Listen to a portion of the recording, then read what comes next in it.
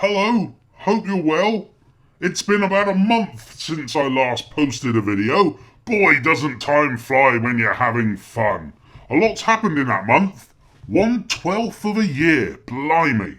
To be honest, I haven't really kept up with much of the news over this month. I've probably watched, the news every other night, that's it. And I guess because I normally absorb myself in news all day, every day, it's been somewhat of a break, and I've really enjoyed it.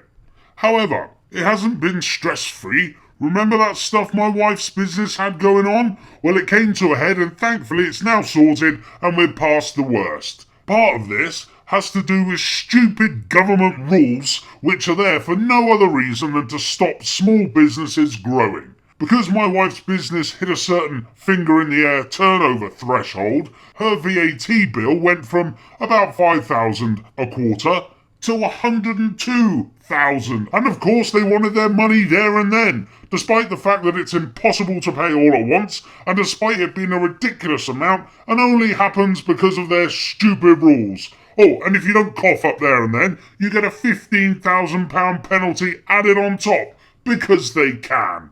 It's all to stop small businesses growing and to stop small businesses becoming large businesses and threatening the establishment businesses. That's the real government at work. This type of thing happens whether the Tories or Labour are in power. This is the real hidden government which stops people getting anywhere. Anyway, it's all resolved now. It's not paid, but it will be eventually. But as you can imagine, it's been quite a stressful period for us. So, what's been happening in my absence? Well, let's start with the awful attack in Tunisia. God, me and my family have been to Sousse twice in the last 3 years, and we were earlier in the year thinking about booking to go again this summer. But we're not now, we're off to Greece instead to support the Greeks.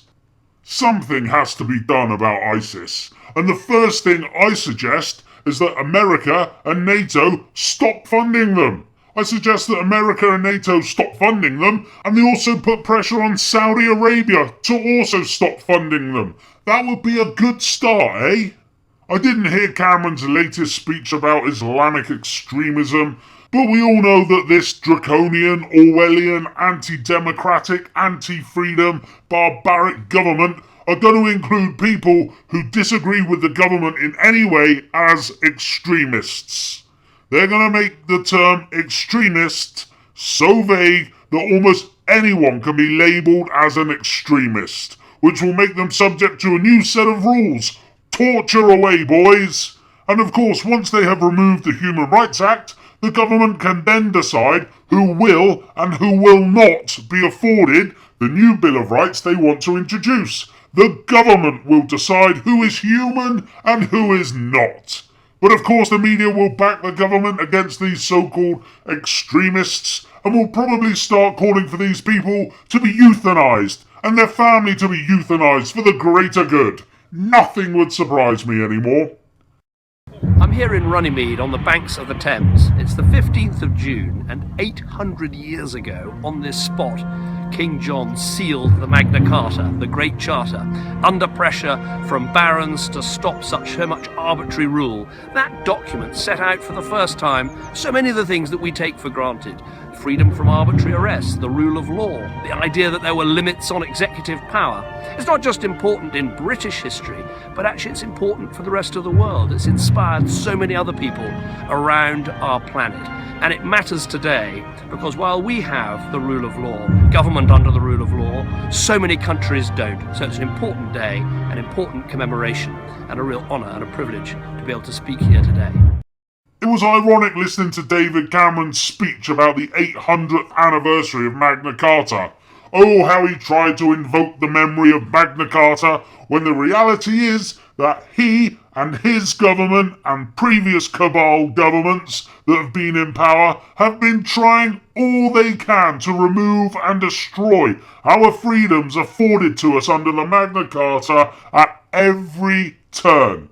From draconian anti-terror laws to restrictions on protests, to restrictions on striking, to tough new laws on the press, to making it more difficult to get documents under the Freedom of Information Act, to attacks on the Human Rights Act and the new sweeping surveillance powers, meaning that government can now monitor every move you make. Our freedom is being slowly but surely eroded day by day. Whilst David Cameron talks about bringing freedom to almost every other country on the planet, but the one country where he is removing freedom by the day just so happens to be the one that he's the Prime Minister of. Unbelievable. Strange, isn't it? We're always told that the terrorists hate us because we are free. And we hear the government say that they will not let terrorists win. Well, with Cameron and his government destroying our freedoms all the time in the name of saving us from these very terrorists, surely this is what the terrorists want. So aren't they actually winning? I had to laugh the other day when the video came out of the Queen saluting Hitler. Did you hear the media making excuses for her? Oh, she was only just waving. Oh, she didn't know what she was doing, being only 6 at the time. That's probably a fair point. She was 6 or 7. But you have to remember this. The royal family are bloody Germans. So there is a good chance that they did support Hitler. You see, the British royal family changed their surname in 1917 from Saxe-Coburg-Gothas to Windsor, because Windsor sounds more blighty, more British than Saxe-Coburg-Gotha, which, let's be honest, sounds quite German, doesn't it? The only Briton in the royal family is James Hewitt's son, Harry. I see the Daily Mail lambasted Russell Brand for bringing this point up, but Brand does have a point here, doesn't he? And of course, who can argue that King Edward VIII wasn't a massive fan of the Nazis and Hitler, like Time magazine were, who awarded Hitler their Man of the Year in 1938, and also like the Daily Mail, who also supported Hitler and the Nazis.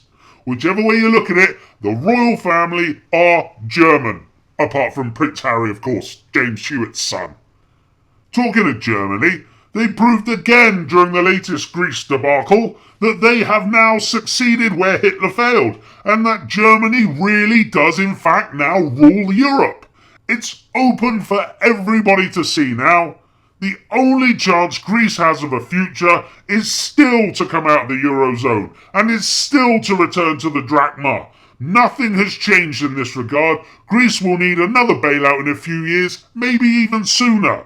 Here is a hypothetical layman's terms guide to what's happened in Greece. They have €100,000 debt, with a government income of €1,000,000, but they struggled to make the repayments on this, so the EU bailed them out.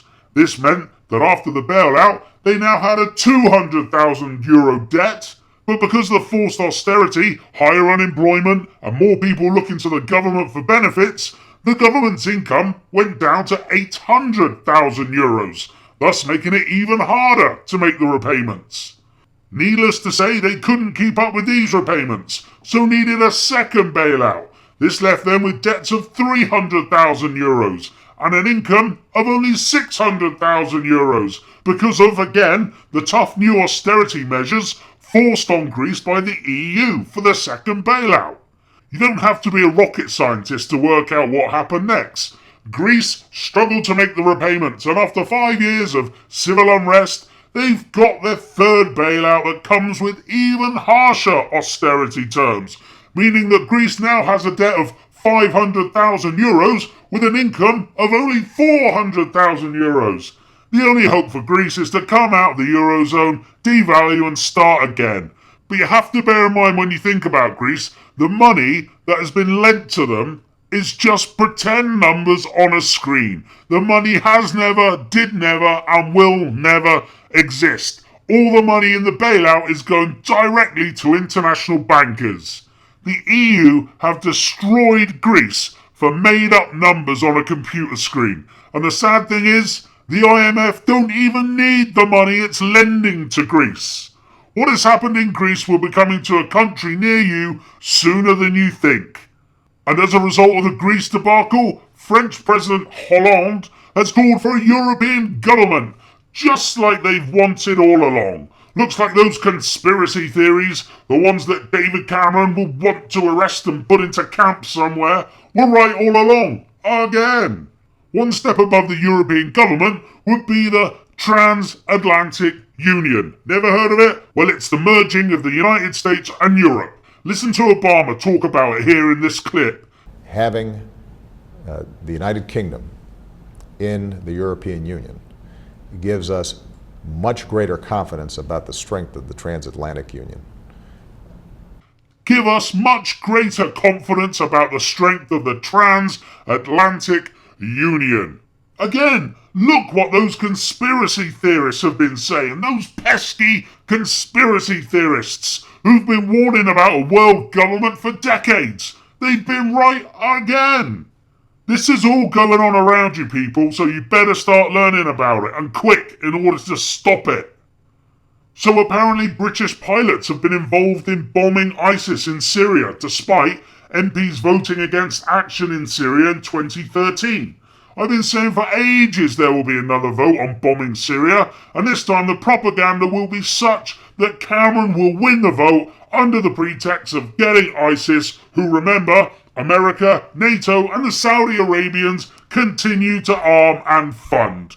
And right on cue, almost as if it was a script being played out in reality, we've been told that ISIS have been using chemical weapons against the Kurds, so we will now have to go into Syria and kill more innocent people to stop them, don't we? But first, we've got to bomb Libya again, because the victory we had in 2011, whatever it was, wasn't good enough. We've got to go back and kill more innocent people. Do you honestly think that America can lose $500 million worth of weapons only for them to turn up in the hands of ISIS? Do you really think weapons dropped for the Kurds accidentally get dropped in the wrong place and happen to land on ISIS's lap when they can monitor anyone on the planet in real time? If you do, you're a bloody idiot.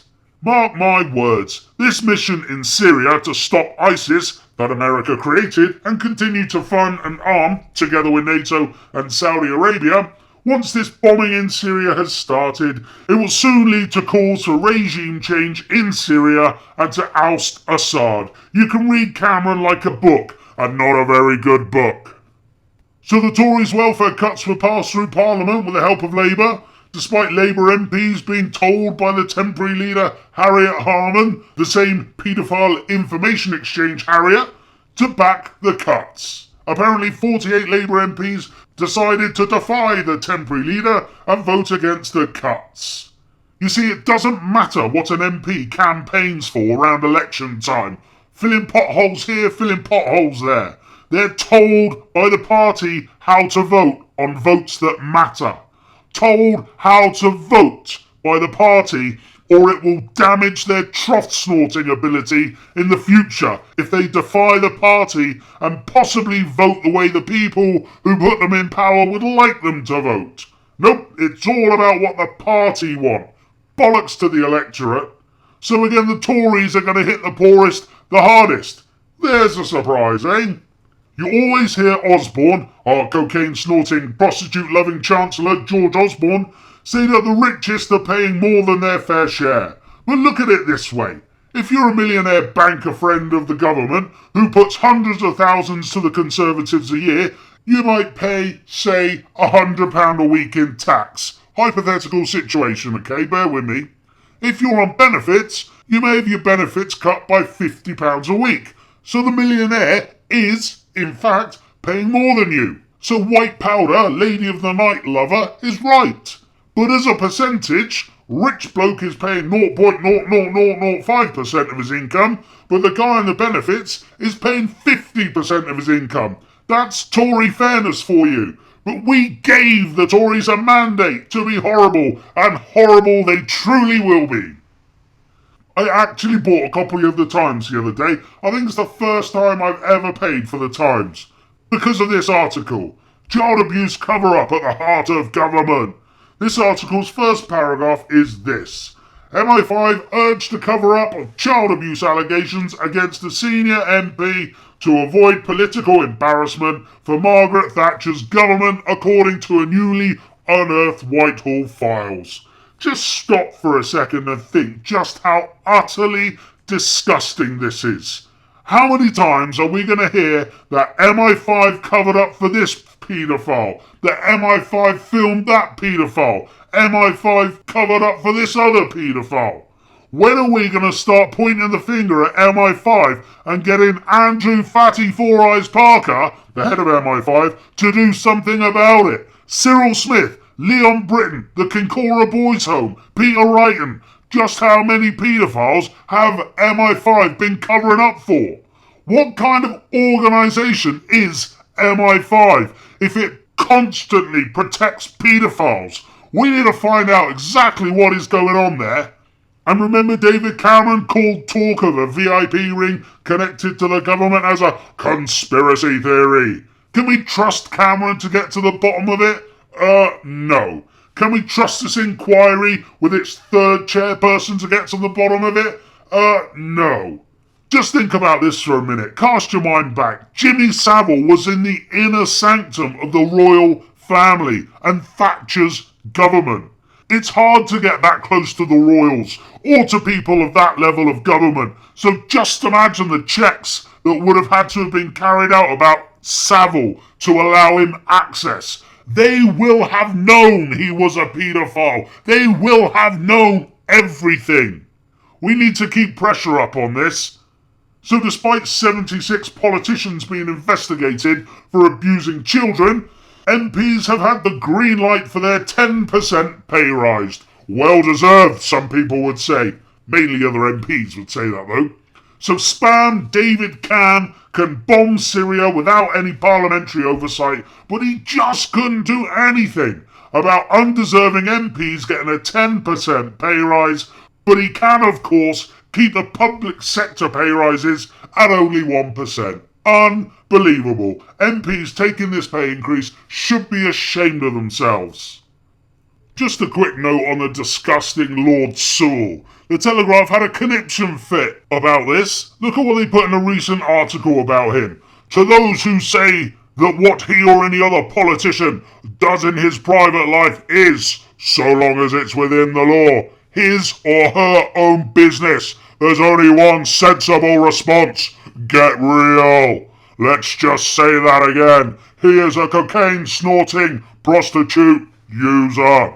The Tory graph have a very short memory, don't they? Do they not remember that the Chancellor, their very own Gideon Boy George Osborne, was also a lover of cocaine and also a lover of prostitutes? Here he is with Miss Whiplash, I believe she was called, with cocaine on the table in front of him. Should we now petition for Gideon Boy George Osborne to resign? They are all at it. You look deep enough, they're all at it. But I will say this for Lord Sewell. At least he wasn't filmed by MI5 buggering children. At least he likes women. But I guess if he had been buggering children, we'd never hear about it. MI5 would just use it for blackmail. Right, the Labour leadership contest. In my opinion, it's turning into a bit of a farce.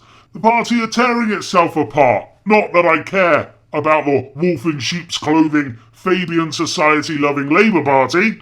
As establishment as the Tories at the heart of the party, and this was proven again with Labour MPs being told to submit to the bankers and back the welfare cuts. Nothing will change if Corbyn becomes leader, even PM. Banks and corporations run our country, not politicians. By the way, does anyone take any notice of what Tony Blair has to say? Anyone at all? I don't care who wins the Labour leadership race. I don't give a toss. The answer to our problems is not going to come from within the establishment. But what I will say is there is now a massive opportunity for a new party to come to the fore. We don't want a little more to the left. We don't want a little more to the right. We need a complete system change. Some party offering some common sense. Something completely different. Start caring for the people. Start caring for more than just bankers and corporations and bottom lines. If Corbyn wins, will this douse the fire of the people wanting real change? Is Corbyn being set up to stop the austerity protests, thinking that people are winning and they're getting their way? Does the establishment think everyone will just go back to sleep if Corbyn wins, thinking he will sort everything out? Is he being used to quell the resistance that's coming? And will he get a fast-acting cancer if he does win? If he wins, he won't be able to make any real changes because more than half of his party despise him. We need a new party where everyone is singing from the same hymn sheet. Could you imagine a party that ran on a ticket saying, "Hang on a minute, austerity's a joke. We're being asked to pay back money that has never, did never, and will never exist. We're being asked to pay back money that is simply made up figures on a screen. Why?" Imagine a party that said, "Hang on a minute, we printed £375 billion out of thin air for the banks called quantitative easing and handed it directly to them, after bailing them out with money, again printed out of thin air to the tune of £1 trillion. So why can't we print, say, another 50 billion to build houses, fund the NHS, and help the most vulnerable in society? If we can make up money from thin air for bankers, why not for everybody else? I read somewhere that to get rid of world hunger it would cost £30 billion a year. Not sure for how many years, but you have to question reality when 375 billion was made up out of thin air to support the banks, having already given them over £1 trillion, also made up out of thin air. But we can't make money up out of thin air to save lives, only bankers. Imagine a party that said, as the government, we will no longer borrow from banks and pay about £70 billion a year in interest alone. Instead, as the government of the nation, we're going to print money interest-free and build a better society with the spare £70 billion we have a year extra. Imagine a party that said small businesses will pay 20% corporation tax, as will multinational corporations for sales in the UK. And if the multinational leaves the country because of the tax rate, great, they won't be missed. Fine, let them go. The free market will fill the void. Imagine a government that jailed bankers that committed fraud, that jailed bankers that laundered billions of drug cartel money and supported terrorists, rather than giving their CEO a cushy little government ministerial job. Imagine a party that banned MPs earning over 80,000 a year being able to claim 9 pence for a 350-yard car journey. Or ban the Speaker of the House for wasting taxpayers' money with a 0.7-mile car journey costing £172. Imagine a political party who didn't do everything apart from actually come out and say, let them eat cake. Surely now more than ever, there is a need for a new party, a new beginning. We can't go back to the Tory Labour nonsense that's left us after decades and decades with an £80 billion deficit and 1.5 trillion in debt as the rich get richer and the poor start being killed off. We can do better than this without even trying. We can do better. Cameron and Osborne work really hard at destroying this country. We just need the will for change. Here is an example of how it doesn't matter who gets into government, Labour or the nasty Tories, the establishment are always running the show. There's a geezer kicking around the civil service called Sir Jeremy Hayward.